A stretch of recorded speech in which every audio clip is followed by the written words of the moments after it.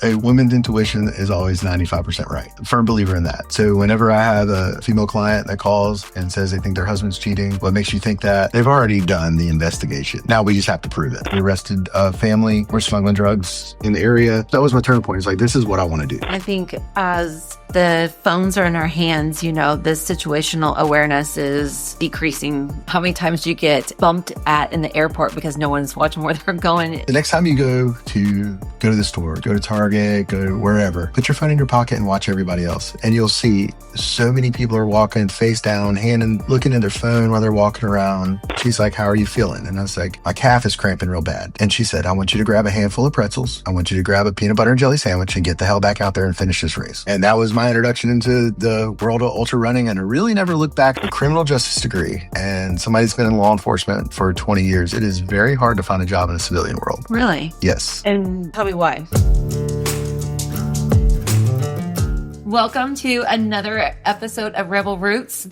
I always get categorized that I am some sort of female empowerment podcast, but that is not the case. I am just here to tell amazing stories of incredible people. And I do have the occasional male person on here, and I am so happy to have my dear friend Chris Bradley join here today.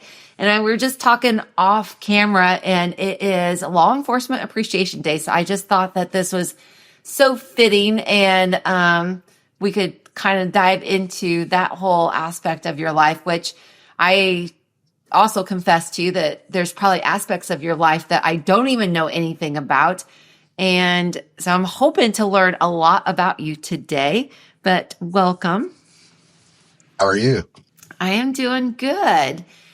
I love starting. There's so much to talk about you, like the ultra marathons. I guess you call them marathons, right? Are they even marathon? Anything over your 26.2 mile marathon, they start at normally 50 Ks, which is 31 miles and up. That's the ultra world. Ultra world. Okay. So the ultra world. So we're going to learn some things about that. To a sock sponsorship, to law enforcement, previous Clean Eats franchisee, girl dad, PI. What else don't even know about? Well, since the last time we talked, I have started a second business with two other guys doing canine security government contract stuff too. So, of course. Yeah. Just another resume on there. My first question I always ask, which I don't know, I'm curious to see what your answer is going to be, because I always feel that in our childhood, right, as we grew up in, that freedom and that fun living, that there was always clues or some kind of inklings that we knew exactly where we were supposed to be. And so I think it's always curious to know where you are now and to look back in your previous childhood growing up.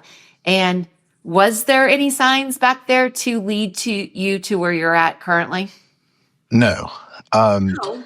Yes. And the reason I say that, so my grandfather was a cop for 34 years.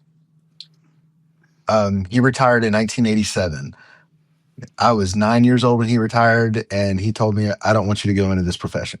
And I had no intention ever to go into law enforcement. Rebel. Yes. I played soccer. I surfed. I did everything I wanted to do except wanting to go into law enforcement. So. All right. So then how did you get there? So graduated high school in 96. Played soccer. My grades weren't very good. So I went to a community college, was going to go there for a year, was talking to a college soccer coach, and he was going to get me in on an open tryout to get on the team. And 3 weeks before the tryout, I blew my knee out skating. Oh. Yeah. So detour? Big detour. Missed the tryout. And I was like, well, that takes me out of that. Let me work on college, which in the meantime of doing that, my first semester in community college, I realized they didn't keep attendance, so I never went to class. So after my first semester, I was on academic probation with a 0.78 GPA. Nice. So did you finish college, or what did you do? Why were you not attending class, Chris? Because I was so in '96 we had two big hurricanes here, so the surf was good for several months, and I was surfing a lot. I was doing I was working for a landscaper, and we were busy. So I mean, we would go in and have to lay out Yeah. pallets of sod, and I was making money, and just really didn't care about college. So, but after knee surgery, I was like, you know what do I want to do? I mean, obviously soccer's out.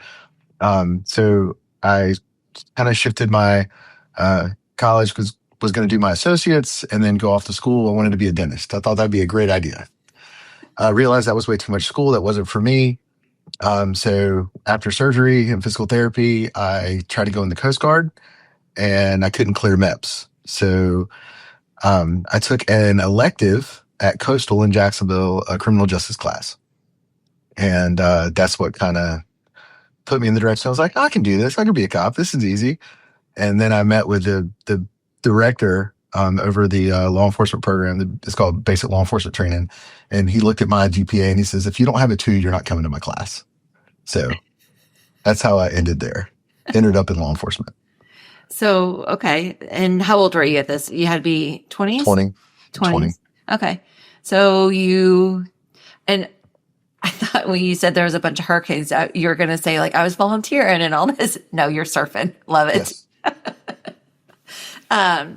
So you're in your 20 or you are 20, you're going down this path. I mean, were you happy about this or because grandpa said, no, you can't go into this field and he's, is he still alive at this point? No, he's passed away. Okay. So he wasn't lecturing you like you can't go down this path anymore. No, he wasn't. Going back to when I was in high school, I worked at a grocery store. And they had on the weekends, they had nighttime security that was done by off-duty Jacksonville Police Department police officers. So one of the guys that would always talk to me, ironically, I had coffee with this morning. He was in town, so we had coffee. But he was one of my mentors on what kind of pushed me in this direction because I reached out to him and told him what I was doing, and he said, "I think you'll be a good fit here." So yeah, I mean, I couldn't know you any other way than law enforcement. Now, dentist, I don't know if I could see you in that role. Not saying you couldn't, but totally see you. I mean, you have that law enforcement look, So you start class. I'm assuming you're attending now, right? Yes, I am. So that's mandatory. So at the time, the program was like 640 hours. I go through the program, and then once I finished, I started applying for jobs in law enforcement. And did you land in Jacksonville? Not initially. I worked for Surf City Police Department for 6.5 years. So from 2000, I got hired there in late March of 2000, and I was there until the fall of 2006. And then I realized in a small department, I could only advance so far. So I went to Jacksonville Police Department in 2006. When I was in Jacksonville, I was on patrol really brief, less than 6 months. And then I went over to what's called a street crimes unit. So we handled any problems, any complaints that came to the chief's office. That was our job. And in the meantime, while I was on street crimes, I was on the SWAT team also. So I spent some years doing that too.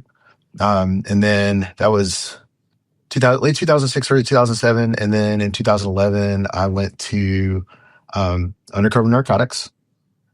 My first day in the office, they were like, "Hey, welcome. This is your desk. You're not going to sit here. We need you to go down and apply for this position with DEA." And next thing I know, I'm loaned out to DEA for 2 years. Okay. So tell me, because I really don't know, but tell me, what does all that job, from SWAT, from cop, right, to SWAT, to narcotics, to DEA, how does that all differ So the SWAT team is your as needed. So you do your regular job with the police department. If there's a call out, you have to go. So you carry all this extra stuff in the trunk of your car. So all my SWAT gear, my guns, my SWAT vest, uniform, helmet, all that stuff. Even when I went over to narcotics, I was still on the SWAT team. But when I was with DEA, obviously I wasn't around much. I was gone quite a bit. So And Um, then DEA, you're undercover, correct? yes, Okay. yes. So got to do some undercover with stuff with DEA, and then also did some undercover stuff with NCIS, and then obviously in Jacksonville. I'm sure the word favorite isn't like that, but I guess is there one case or one thing that stood out to you that like you can remember, like maybe, I don't know, that changed you, or like this was my turning point, or any of those situations? I think for me, what kind of turned me, and I guess, when I tell people that I was in law enforcement and my background primarily is in narcotics, obviously I spent some uniform time too doing other things. But 2003, maybe 2004, when I was working in Surf City, we hit a pretty big narcotic lick down there. We arrested a family. We're smuggling drugs in the area. And that was my turning point. It's like, this is what I want to do. Like, this is the direction I want to go. I can't do this in Surf City. So I have to work my way out of here. So that's what I did. And I don't think people realize how much like the drugs that come in to us, especially living on a coast, right? I mean, that's a number one transport through the water, I'm assuming, correct? No. Or no? No, it's not. Okay, so teach me. Okay, so primarily narcotics come into the area are obviously coming out of Central America. Now, geographically for us, we are an hour and a half away from I-95, and I-95 is a corridor. Really? That's a heavy ran road for narcotic trafficking. So I always thought it was the water here, but it's actually the back in the 80s and the 90s, it was very prevalent. And some of the old retired guys that are still around that were in narcotics back then will tell you stories of shrimp boats and cargo ships and stuff like that coming in. So it did happen, but they realized they can move through in a vehicle with, they would put concealed compartments in vehicles so they can hide stuff so they could get it up here into the U.S. Because at the border, when they cross over, they're not checking every single car. It's a selection process. So they know how to, they play an undercover role where they're inconspicuous as they're coming across the border to get into the U.S. Got it. I know that the show, The Waterfront, did you watch it? Okay. I watched it. Was it any truth to that back in the 80s? No, it was fabulous. From what I've been told, yes. Okay. Some of it, that's how it happened. That's what I was told too. I was just kind of trying to verify that. So when did you leave the law enforcement then? So 2015, I left Jacksonville and I went over to the Onslow County Sheriff's Office. December 1st of 2020 is when I resigned from law enforcement because I had to resign to get my private investigative license to buy my PI company. Oh, that's right. I did. Okay. I didn't know that you were law enforcement up until that point. All right. And so then you get into PI work. Yes. And you're still in PI work. I am. It's so when I left to go into private investigative work, I bought this business from someone else that was already established. And it was nice because he has a very similar background to me when it comes to the law enforcement profession. And, the people that were working under the business name at the time, they offered to stay. They wanted to work for me. And we just kept moving forward. So, a lot of people always they joke and said, especially females, we're great private investigators and do all that. But I'm sure that we have no clue about what actually takes to be a PI. But go ahead and tell me what we don't know as women in our intuitions. So I will say this: a woman's intuition is always 95% right. No kidding. Okay. Firm believer in that. So whenever I have a female client that calls and says they think their husband's cheating, what makes you think that? They've already done the investigation. Now we just have to prove it. Yeah. We've got to show it. So But yeah, I mean, a woman's intuition is spot on. So for us, an investigation normally will look like we do surveillance on people, we take pictures, video. Sometimes there's some undercover things that we do, and we get the answers or we don't. There's nothing there, and we're very upfront about that with people. So, Which is, I feel like a good case scenario if their intuition was wrong and you're not catching them doing anything at that moment, right? we've only had a handful that, where the client said, my spouse is cheating on me. And then once we dive deep into to the issue, they're not, and they're not cheating. We find out that, maybe the client's working 16, 18 hours a day and he has no time for his spouse, or, they've allowed family to get in the way and they're not spending any time together. So, it's happened, but a lot of times if a woman calls and says, I think my spouse is cheating on me, they're cheating. Do you get more calls from men or females? It's about 50-50. 50-50. Okay. And is your biggest usually thing for cheating? Or is there So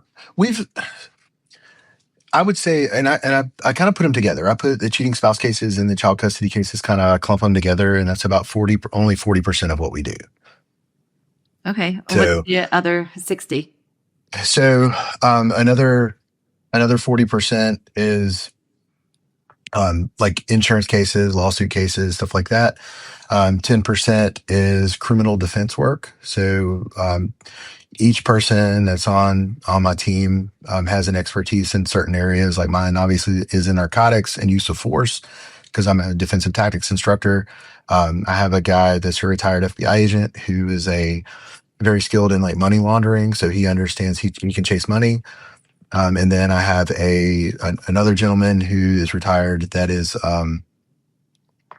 from the state of New York, and he was a traffic crash reconstructionist up there. So he can handle traffic crash reconstruction. So, I mean, and then there's some other expertises with some other folks, but it's definitely, we offer a full range of things that we can do. No, that's super cool. And then when does the ultra running come into your lifestyle? I know, like, obviously you're keeping in shape, with law enforcement, but how did that, because I think it's one thing to run a 5K, a half marathon. You're getting crazy when you sign up for the full marathon, but then to go out and run 50, 200, what's the most miles you've ran? So I've registered for 2 100-mile races. The furthest I made it out was 71 miles, and I had to pull out of the race because of some injury stuff. Yeah. But Just the body started shutting down. Okay, so why do all this? So my running actually started out with a bet that I couldn't run a half marathon. I was like, that's easy. I could do that. I was young. It was 2002, 2003 timeframe. So I was like, I'm going to do this. I'm going to start training. So I went out. The first time I ever went out and ran, I ran for 14 minutes and I was dying. And then, so I started training. I started running 5Ks and then 10Ks. And then I did my first half marathon. Did a bunch of those. Then I was like, these are boring. I'm going to try a marathon. So I ran my first marathon. I was like, that was fun. I want to do another one. And then with a marathon running, I mean, the highest you can go with marathon running is qualifying for Boston. So my second Marine Corps marathon, my training was good. I was going to be a sub 3-hour marathon. I was happy about it.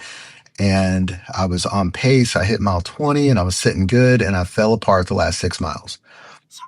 I came into the finish, and at the Marine Corps Marathon, you have people that are high rank in the military that are putting your finisher medal on you. I took my medal off, wrapped it around my hand, and went out and ran some more.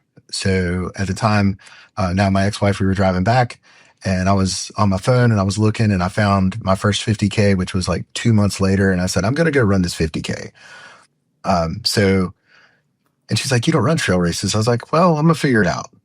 And it was, you had to print offline the registration and had to mail it with a check so, I mean, it was very, very small race. I get there. I really don't know what to expect. I get out of my truck and there's 2 guys sitting in sitting in camping chairs, and they're like, "Do you want some coffee?" And I was like, "Yeah, sure, I want some coffee." So I drink coffee with these guys, and then this old man crawls out of like a van, and they get up out of their chair, and they're like, "Hey, that's the guy that hosts this race, and we're getting ready to start." And I was like, "Okay."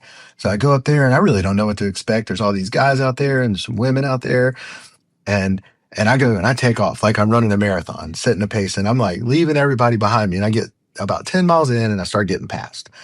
And most of those races are lap races, so that one was you did 5 6 mile loops, 6.2 mile loops or 3 mile loops.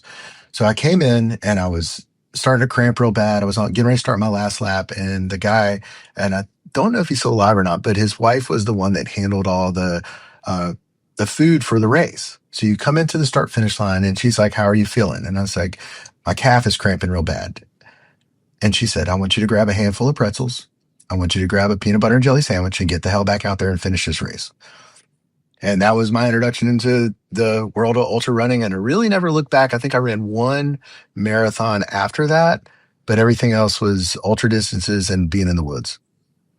No, and so, okay, when you say that you, like on your marathon, you said, I was breaking down, or you were having a hard time the last 6 miles.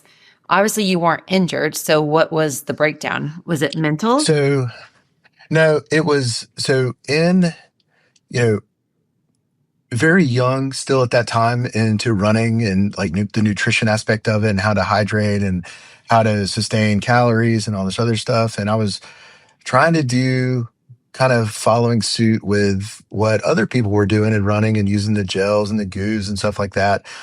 And the Marine Corps Marathon always has a big sponsor of that. And it was a brand I never used before, and it turned on my stomach. Gotcha. Okay. Yeah. Cause so I made several pit stops the last 6 miles. Which I hate. I've ran those too, and it happens. You grab something along the sidelines, and you're like, "Oh, I'll go." But I don't think that people realize how much, like, you just don't try nothing new on that day. Like, you stick with what you trained with, right? Because it can make such a huge difference.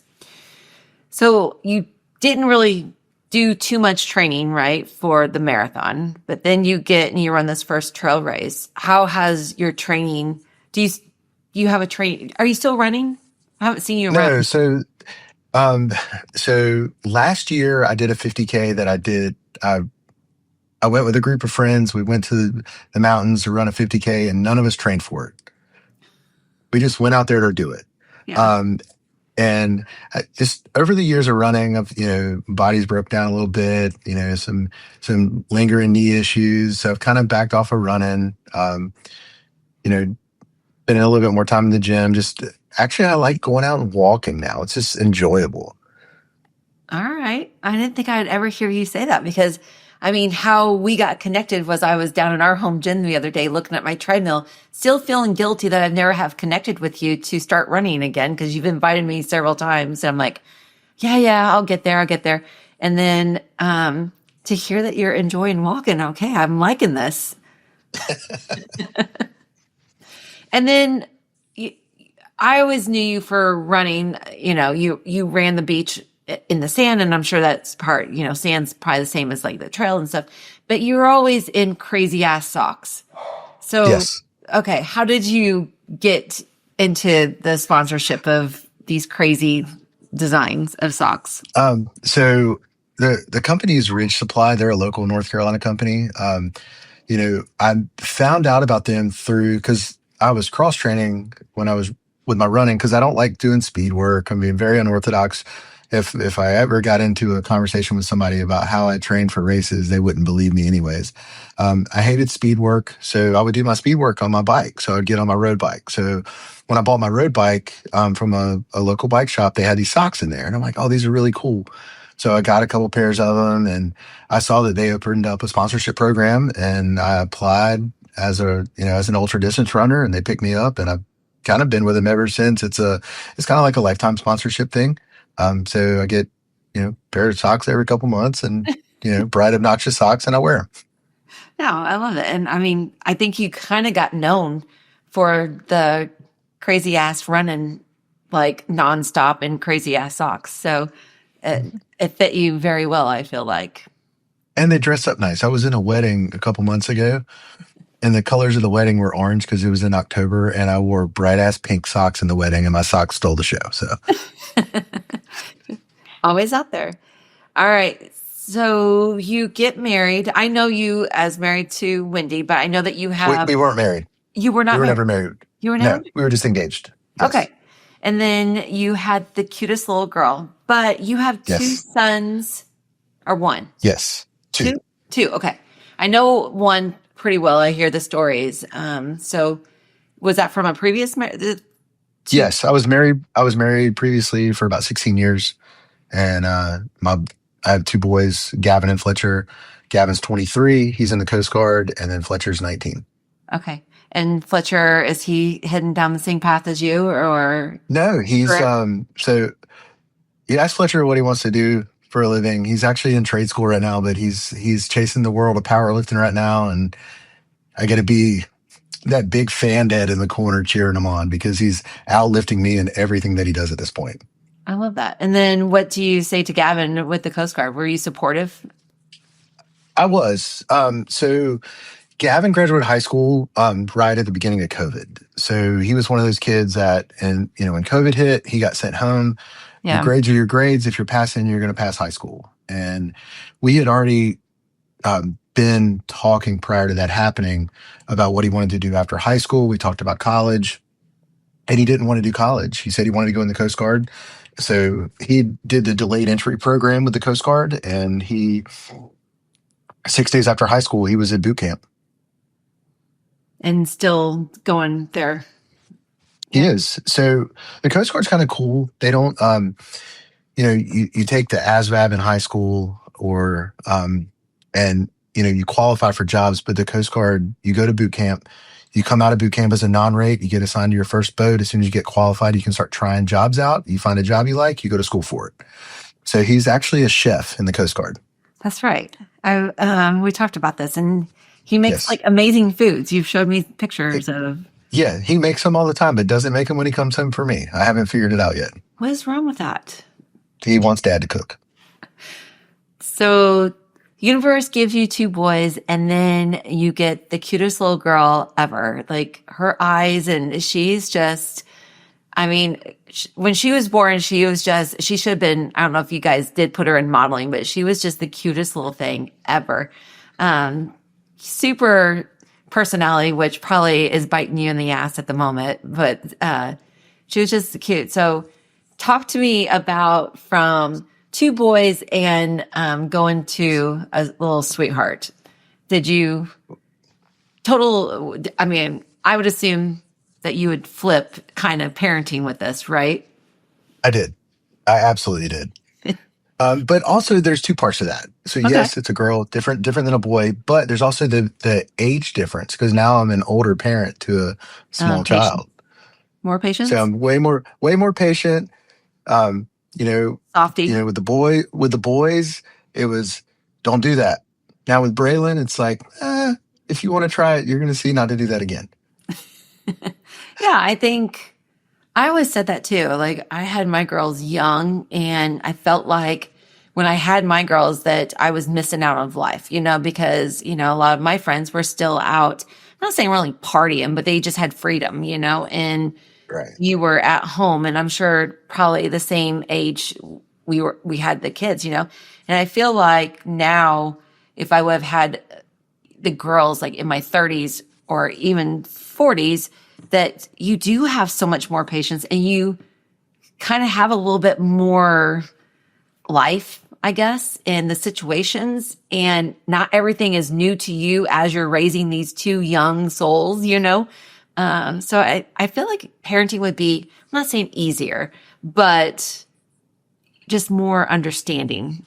It is. Yes. It's more understanding. You got to have more patience just because of life experiences, you just have more patience now. So it's fun. She's a full of energy 5-year-old. Wants to do things, wants to jump off things, wants to, not afraid of heights, which is comical to me. So she comes to you and says that she wants to go in the Coast Guard. You're full support too. I'll support whatever she wants to do. Totally could see her. She's a little rebel with her. She's got a strong mind. I feel like I don't know her personally and at this age, but just from the things that you share, and you can kind of definitely see her personality come to life on your stories and stuff. So I would be very surprised if she didn't become a lawyer the way she likes to negotiate. Does she win with her negotiations? Yeah. Yep. Yeah. Definitely. As I was like, if she loses, then maybe we need different. Maybe she be the other way. So yeah, just lost my train of thought. But okay, so girl dad and PI and what else? What else have you adventured down that I don't know of? Give me some dirt. Oh gosh, let's see. Work wise, I mean, it went straight from law enforcement to PI work. Stayed in the realm of everything. I did. Well, it's hard when you asked me a question about college. I did go back and finish my bachelor's degree after I came off the task force with DEA. So, but I will say, kind of throw this out into the world, a criminal justice degree and somebody's been in law enforcement for 20 years, it is very hard to find a job in a civilian world. Really? Yes. And tell me why. I think over maybe the last 10 years, some negative publicity of law enforcement just in general through society, and people don't want to take that chance on law enforcement when they North Carolina unfortunately is on a 30-year retirement system. I did not retire, but all my friends that retired went back to work.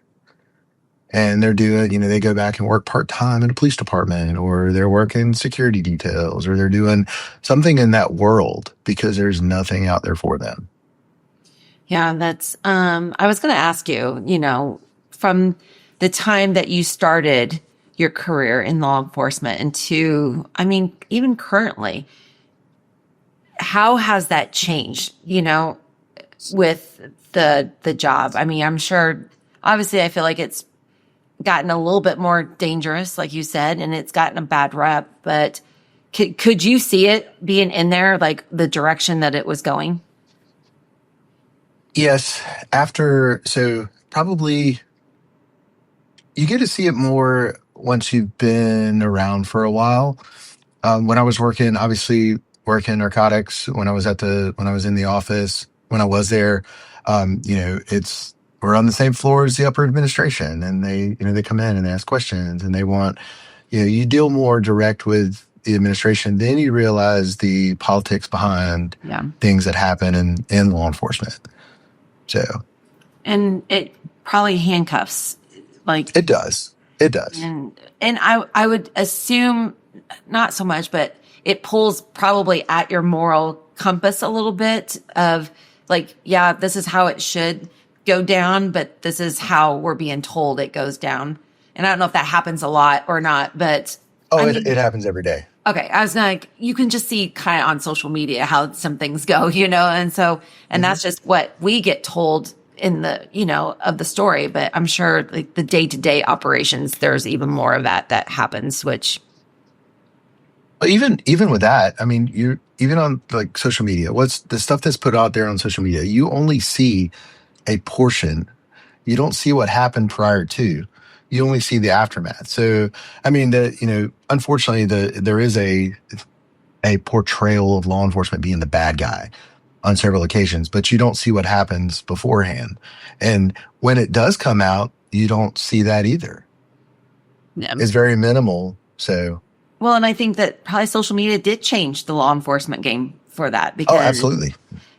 And I was even going to bring this up with your boys too, like, because now you're raising a daughter in this, era of technology and totally different from your previous kids too, and I know, I feel like my parents, but they're like, man, I just wouldn't want to raise a child in this day and age, which isn't going to stop anybody. But yeah, they're just she's not going to know the things that you're talking about at some point of your life, like VCRs and DVD players. And she only knows an internet world and social media, Right. Right. And on the flip side, she's not going to be able to be a kid like we were either, because No, everything gets filmed and everything gets posted and all that. So there's no getting away with too much anymore, no, there's definitely not. as far as like TPing houses and donuts and all that stuff. Yeah, there's cameras on houses and Yeah. Oh, cameras I on didn't the even think about light that. poles now. And yeah, Do you think AI will change law enforcement at all? I'm sure it will. Um, you know, it's hard to believe I've been out of it for 5 years already.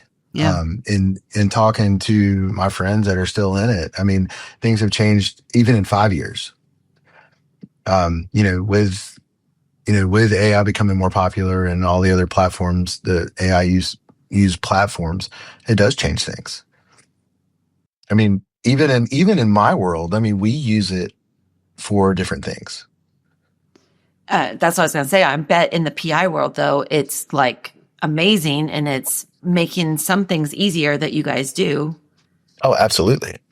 because as the tech stacks grow, totally, I would say helpful in your area. And like, there's probably going to be some cool things that you can do in the next upcoming years with your business.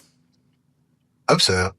I mean, well, there's a lot of things too, like that are not for us for private investigative work. So we're governed by the Private Protective Service Board. So there's things that are being used in other states that they won't give us a clear answer on using. So, for instance, like a drone. Yeah.